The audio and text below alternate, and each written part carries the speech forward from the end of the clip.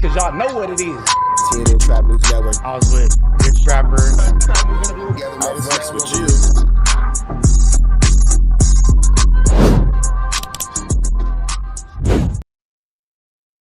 Warning, this video is for satire, educational, and comedy use only. It is not intended to be actual fact, nor is it intended to give real meaning to any of the questions you ponder about late night.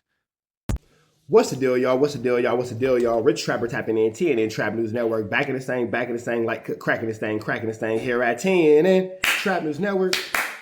News you can use, knowledge you're not finna get nobody's college. And we gave away that chili for $31,000, but it's not stopping now, man. When we get to 40,000 subscribers, we're doing another chili giveaway. So make sure that you hit that like, hit that comment, hit that get subscribe button. No long intro. Let's just get into the content.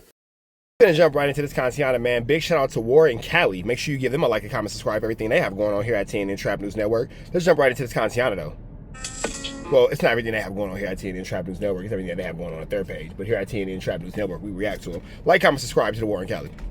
The ROLLIN 60s are one of the largest gangs in Los Angeles and across the country. So many reputable members hail from their section, like Baby Boat the House, also known as Boat 3. Boat was born Jamie Bow in 1982, and he spent his life growing up in the ROLLIN 60s community. He went to schools like 74th Street Elementary, which many ROLLIN 60s have went to, along with later years going to schools like Crenshaw High School. Growing up in the 90s, the ROLLIN 60s became nationally known for movies, shows, and books, and partly because of how large they were. They had many different cliques and age groups spread across the neighborhood. Older members, teenagers, and younger kids all identified with the gang culture around them. Their influence stretched to schools, apartment complexes, parks, and major streets around Crenshaw and Slauson. You from ROLLIN 60s, huh? What do you say? You from Crenshaw Mafia? No, you one of them ROLLIN 60s. Whatever how the quote go. You know the movie I'm talking about. These included several rival Crips and Press that nigga so hard, made that nigga go home and fight ghosts. Psh, if you know, you know. blood sets, especially during periods when the gang wars in Los Angeles were extremely violent. The 90s was especially intense because Los Angeles homicide numbers were at historic highs. Drive-by shootings, retaliation killings, and drug-related violence were common across South Central. And that was the life of Bo. He was seeing growing up a lot. It was easy to be influenced and walk a common path in the streets that he seen daily, and he became fully active in his teenage years. He was known for having heart and being with anything that came his way. After doing time as a teenager, he buffed up and furthered his image. He was known for having hands and being a well-respected ROLLIN 60. By 2004, Boat was 22 years old. In December 2004, everything would change for him. At approximately 7:30 or 8:30. Man, but that comes from a different generation. In their generation, them dudes was walking around with hands. Them dudes was walking around with the squabbly wobblies, drop it like it's hot. They was doing whatever they had to do. You feel me? Doing whatever they had to do to get everything figured out. Doing whatever they had to do to get everything, you know, gone on the up and up to where they can continue to proceed with protocol and proceed with business as normal as they see fit. And a lot of times that has to do with just hand-to-hand combat. A woman named Nicole was driving her brother Jonathan to his friend's house.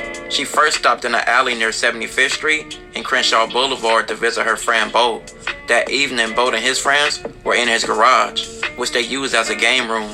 Nicole parked in the alley and exited and went inside the home, leaving her brother in the car. While he waited, Jonathan saw the suspect pacing in the alley and peeked around an electric pole towards Boat's house. A few minutes later, Nicole returned to the car.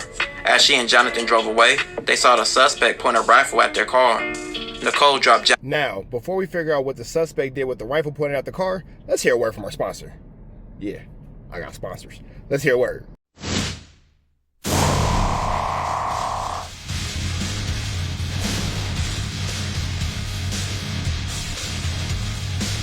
We got Mac Dunn Hunted and Young Ant in the building. Yeah, what's good? Let's get it. Y'all ready to break down this game? Born ready. You know it, Chaz. You ain't running nothing here, Mac. You disrespected me on my own set? Watch this, Alex 4-Day-6. What you gonna do, sweat on me?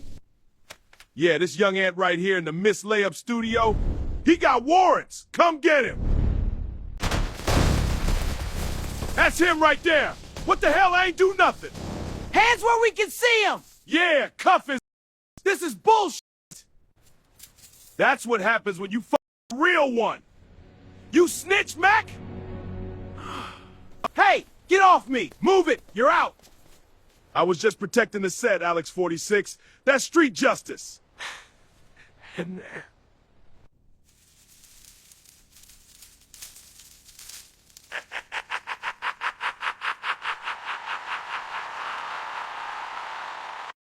Hope you enjoyed that trap tune. A little word from our sponsor. Let's get back into it. Nicole returned to the car. As she and Jonathan drove away, they saw the suspect point a rifle at their car. Nicole dropped Jonathan off at his friend's house and returned to Bo's house. Nicole told the people inside the house about the man with the gun. Shortly thereafter, Bo arrived home from the store with his friend Oscar. At approximately 8:15 p.m. to 8:30, a man named Sherman was parked at the corner of Crenshaw and 76th Street. He saw a shadow that he thought was a bum with a stick in his hand. He saw no one else in the area. Within minutes, he heard 2 gunshots. Yeah, he had a stick, but that didn't come from a tree. Then 2 more gunshots thereafter. The shots were sounded so close that Sherman didn't know where they were coming from. He then called the police. Another man named Ricardo and his wife and daughter were visiting a relative in the area at the time of the shooting, between 8 p.m. and 9 p.m. As they were leaving, Ricardo heard 2 or 3 gunshots nearby. They were all a few seconds apart. He and his family went back inside the home. When they drove away about 15 to 20 minutes later, a man crossed their path holding a rifle at his side. Ricardo could not identify the man's face, but described him as black, slim, and 6 foot tall, wearing dark pants and a hooded sweatshirt. He saw no one else. Oscar was at Bo's house during the shooting. After receiving a phone call that a man with a gun was inside the alley, he and Bo went to investigate and saw a man pacing holding a rifle. They returned to the house thereafter. Oscar heard 2 or 3 gunshots. At Bo's suggestion, they went on the roof to see what was happening, he said. Oscar testified that neither him or Bo had a gun at all. Seconds later, Oscar said he heard another shot and was struck in the back and under his arm, and he stumbled and fell off the roof. He told detectives that he saw a man in the alley pointing a rifle at him. He said he could not identify the shooter. Sheesh. They was trying to call of duty that nigga. Goodness gracious. Golly, that's a lot for one person, bro. Talk about overkill. That is a lot for one person. Goodness gracious. As a result of the shooting, Oscar underwent surgery and suffered permanent injuries to his arm. Detectives investigated the shooting, and Bo was found dead on the roof. A fully loaded .357 caliber. Can you imagine how much anger somebody has to have for you to do all that? Can you imagine how much malice somebody has had towards you? You had to have been a terror to your ops for them to want to make sure that you was out the way like that, bro. That means that you was, and honestly, it's a sad way of looking at it, but in the gang world, that is like a respectable way of going out, so to speak, because it means that they feared you so much that they knew they had to do the absolute most. You feel me? Because you was doing a lot. You know what I'm saying? So that is like a backhanded respect that gang members share, because it's not like you're not a snitch or a weirdo or nothing like that. You a joint out here. So because you join it up in the way that you join it up, you have to be dealt with like a joint. You feel me? Like, that's crazy. This is incredible.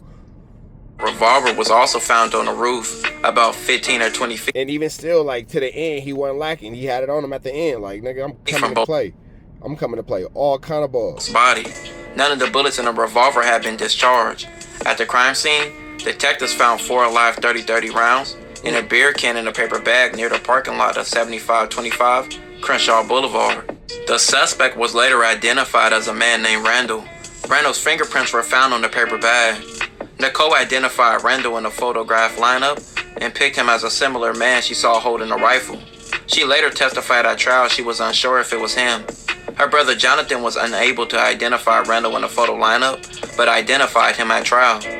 Randall was arrested on December 21st of 2004 with a semi-automatic rifle and a scope attached tucked in his pants. The rifle was loaded with a .30-30 round in the chamber and 6 additional rounds in an attached magazine. He had another .30-30 round in his pocket.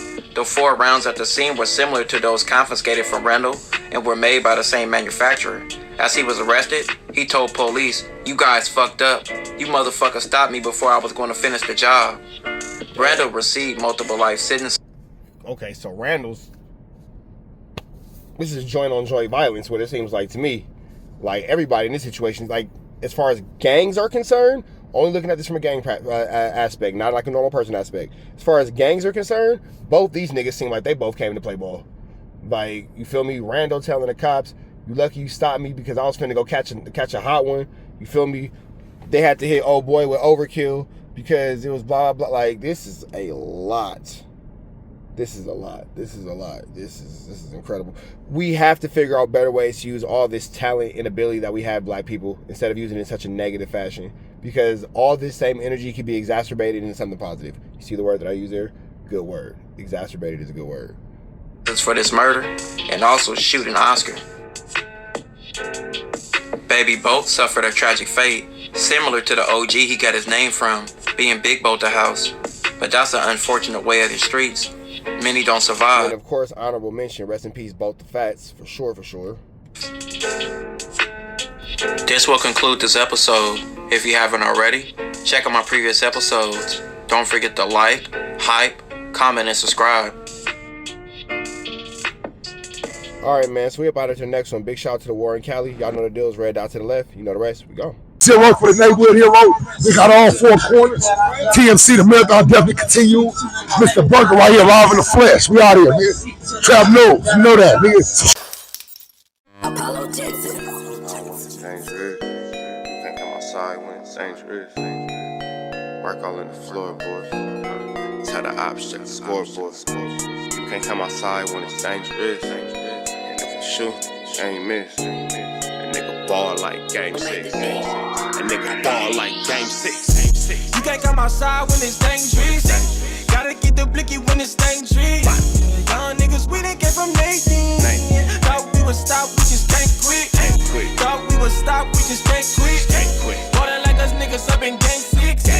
Missy with the bullshit, you can save it. Ballin' like us niggas up in game 6. Game 60 bands on my neck when I got it on me. And I remember I was broke, I never let them hold me. Final seconds with my back against the wall, 81 point strong with this K, I call it Kobe. Running through this lettuce, nothing you can tell us. Gotta watch my back, I know that they get jealous. Real shit, I got rich, ain't gotta embellish. Real life made men, they call us good fellas. And I ain't got anxiety, I know it's intuition. May never love a bitch, but I for sure play my position. I know the streets talking, I'm cracking, so I ain't tripping. I said I play for keeps, but I guess them niggas ain't listening. Sick like Jordan, call it game 6. Shoot like Curry, and I can't miss. Nah, you can't come outside when it's dangerous. You niggas never outside when it's outside, niggas. You can't come outside when it's dangerous. Gotta get the blicky when it's dangerous. Young niggas, we done came from Nathan. Thought we would stop, we just can't quit. Thought we would stop, we just can't quit. Ballin' like us niggas up in game 6. Missy with the bullshit, you can save it. Ballin' like us niggas up in game 6. I've been winning, tell my ops check the scoreboard. Money in the attic, work all in the floorboards.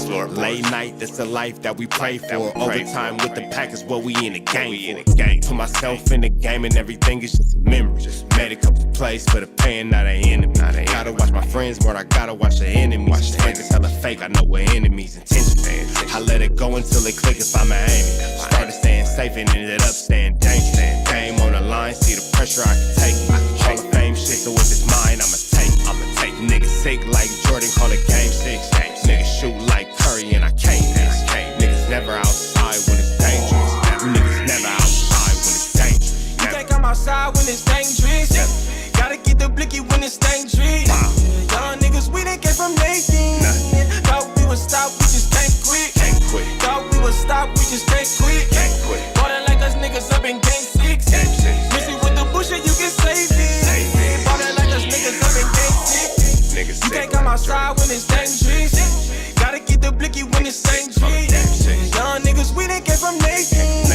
Thought we would stop, we just can't quit. Thought we would stop, we just can't quit. Ballin' like us niggas up in game 6. Missy with the bullshit, you can save it. Ballin' like us niggas up in game 6. Safe like Jordan, call it game 6. Shoot like Curry, and I can't miss. You niggas never outside when it's dangerous. You niggas always inside when it's dangerous. Shoot like Curry, and I can't miss. Niggas sick like Jordan, call it game 6. Niggas never outside when it's dangerous.